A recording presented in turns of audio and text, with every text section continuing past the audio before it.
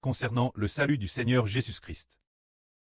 Quel genre de personnes faut-il sauver? C'est sauver ceux qui croient.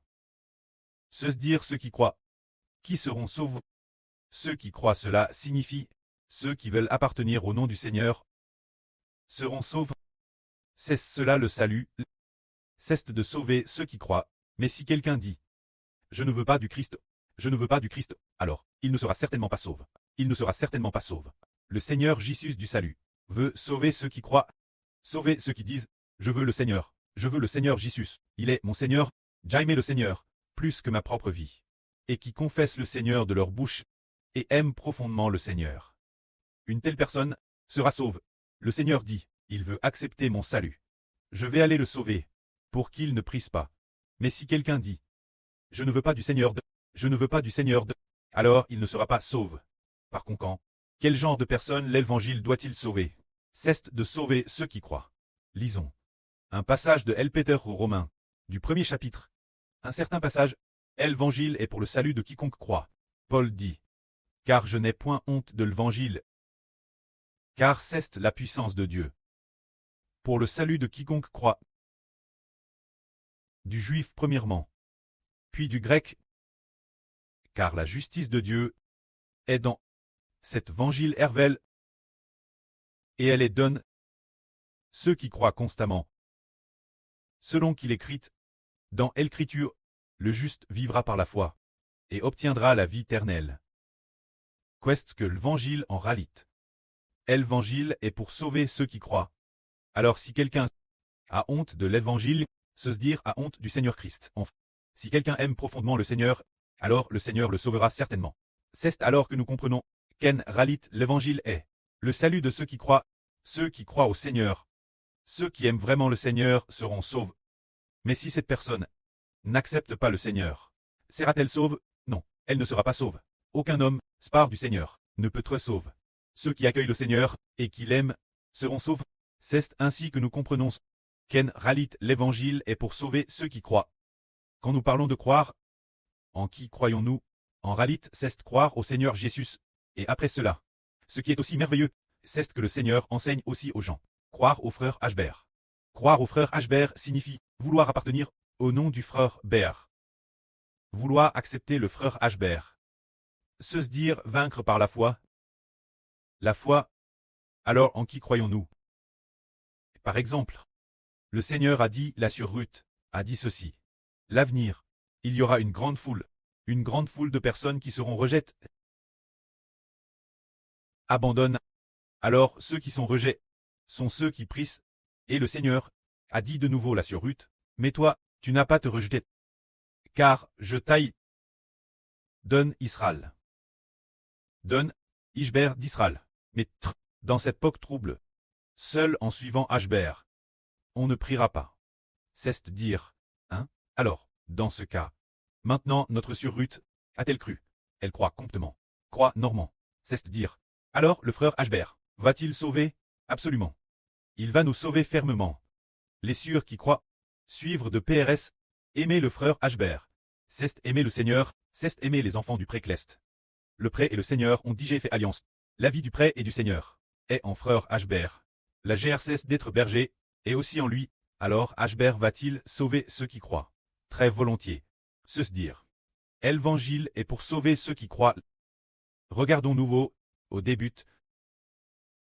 Au début, beaucoup de gens suivaient le Seigneur.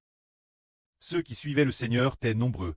Quand le Seigneur a fait un miracle, se dire le miracle des 5 pains et des 2 poissons. Ceux qui suivaient le Seigneur étaient particulièrement nombreux. Ce moment-tel, ils sont venus au CTS du Seigneur. Le Seigneur a dit, vous venez me chercher, seulement pour les 5 pains et les 2 poissons. C'est pour obtenir de moi, de la nourriture, manger, c'est tout. Ne travaillez pas pour la nourriture qui prie, mais travaillez pour la nourriture de la vie éternelle. Alors ils ont dit, Seigneur, qu'est-ce que la nourriture de la vie éternelle? S'il te plaît, Seigneur, donnez-la nous. Alors le Seigneur a dit, je suis la nourriture de la vie éternelle. Celui qui mange ma chair et boit mon sang a la vie éternelle. Ce qui signifie que, croire au Seigneur, ceux qui veulent appartenir au nom du Seigneur, ont la vie éternelle.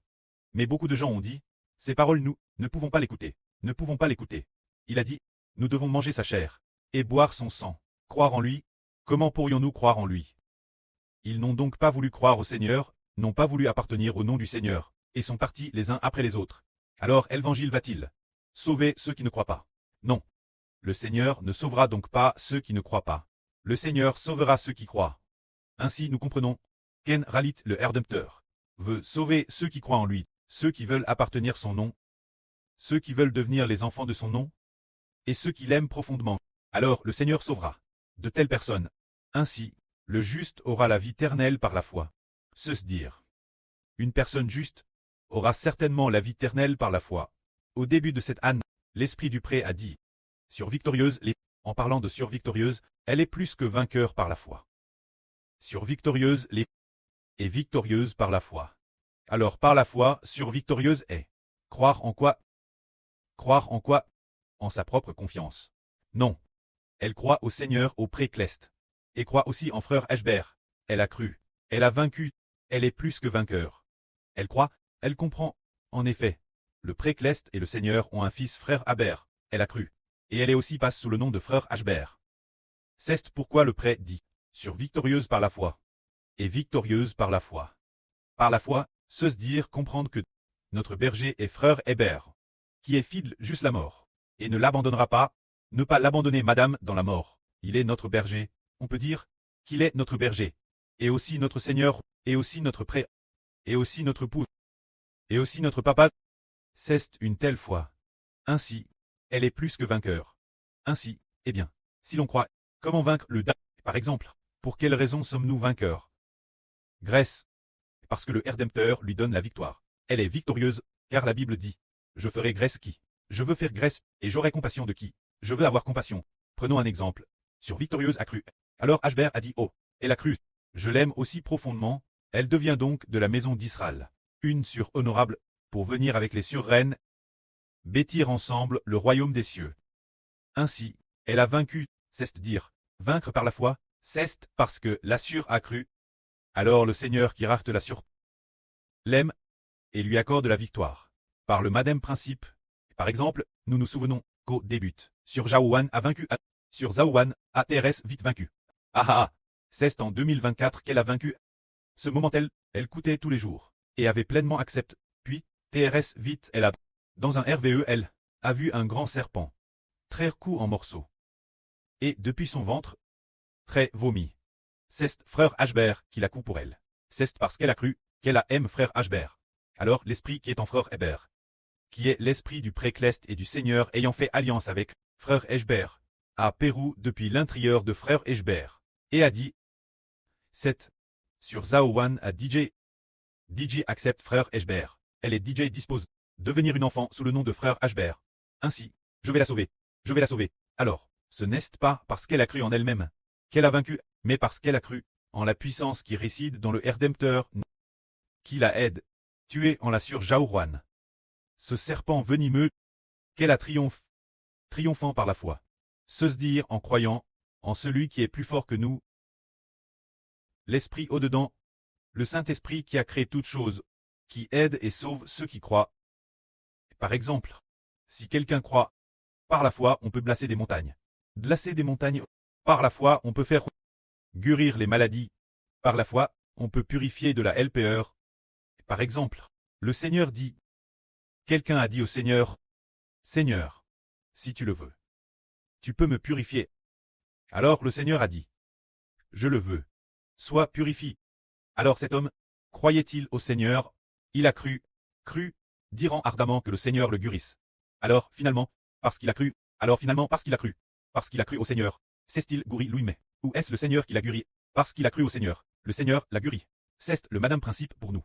Nous, par la foi, devenons justes, nous sommes libérés du péchage par la foi. Oui, parce que nous croyons au Seigneur. Le Seigneur nous sauve.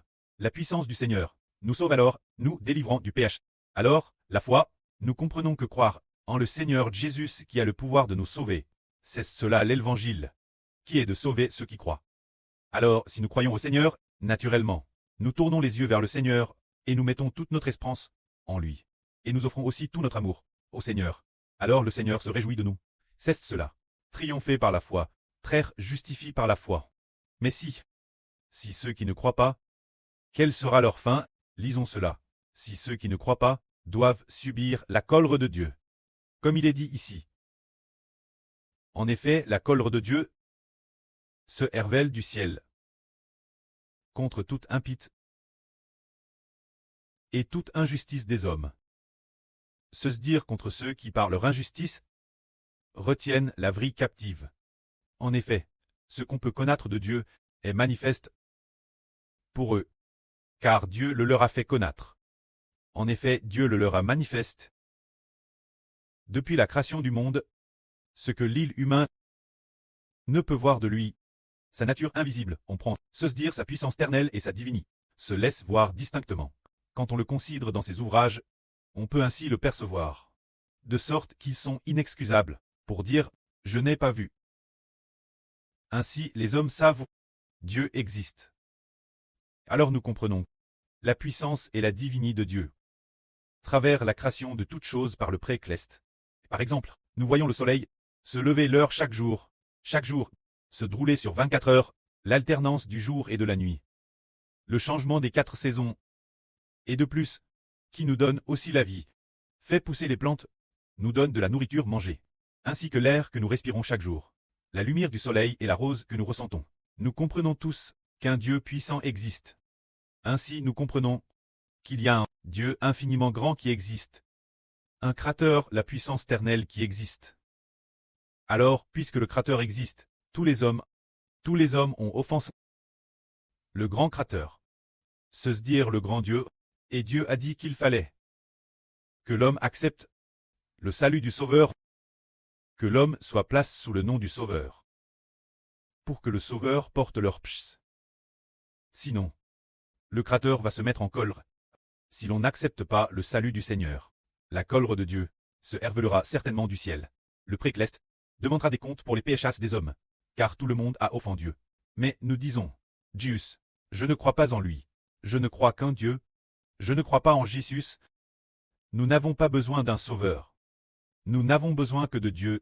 Alors Dieu dit dans sa grande colère, tu n'as pas besoin du sauveur, et je n'ai pas besoin de toi non plus. Tu commets des péchés jour après jour, mais tu n'acceptes pas celui qui porte tes péchés, mon fils Jésus. C'est pourquoi ceux qui n'acceptent pas le Seigneur Jésus seront détruits. Par conséquent, il est dit ici que la colère de Dieu doit se révéler du ciel, se révélant sur ceux qui n'acceptent pas le salut du Seigneur Jésus. Quand ceux qui n'acceptent pas le Seigneur, nous voyons que si quelqu'un dit « je n'accepte pas Jésus », alors cette personne, le Seigneur ne la pas sauve. Le Seigneur ne la pas sauve. Tout d'abord, tous les péchés qu'elle a commis auparavant ont déjà été écrits dans les livres de Dieu. Écrits dans ce livre de l'Apocalypse, qui enregistre les péchés commis par les morts. Ces morts, ce sont ceux qui ne croient pas en Jésus. Ce sont eux les morts. Ainsi, ceux qui ne croient pas en Jésus, appellent les non-croyants, sont les morts. Ceux qui n'acceptent pas Jésus. Tout d'abord, leurs péchés sont enregistrés et ne peuvent être effacés. Deuxièmement, parce qu'ils n'acceptent pas Jésus, leurs péchés ne sont pas pardonnés. De plus, le deuxième point est encore plus grave. Le deuxième point est que, pour ceux qui n'acceptent pas Jésus, le Seigneur Jésus ne leur donne pas la vie éternelle. La vie en eux est la vie du diable. Eh bien, cette vie l'intérieure est une vie de péché. La vie l'intérieure est la vie du diable. Alors seront-ils sauvés la fin? Non, ils ne seront pas sauvés, car Dieu a dit, bien, il n'a pas accepté le salut de mon fils, et n'a pas encore eu la vie du Saint-Esprit. La vie en lui, l'esprit l'intérieur est du diable. C'est pourquoi il ne peut pas être dans le royaume d'Israël, ne peut pas être dans le royaume de Dieu. Dans ce cas, il sera puni par la colère ardente de Dieu. C'est ainsi que nous comprenons que la colère de Dieu va se manifester sur ceux qui ne croient pas, ceux qui n'acceptent pas le salut. Dieu le grand Créateur va certainement détruire ceux qui n'acceptent pas. Ces péchés ne seront pas pardonnés. Deuxièmement, comme ils n'acceptent pas le Rédempteur Jésus, il ne veut pas accorder la régénération. Ceux qui ne croient pas. Par conséquent, cette personne est toujours un pécheur. Que la gloire soit auprès et au Seigneur. Amen.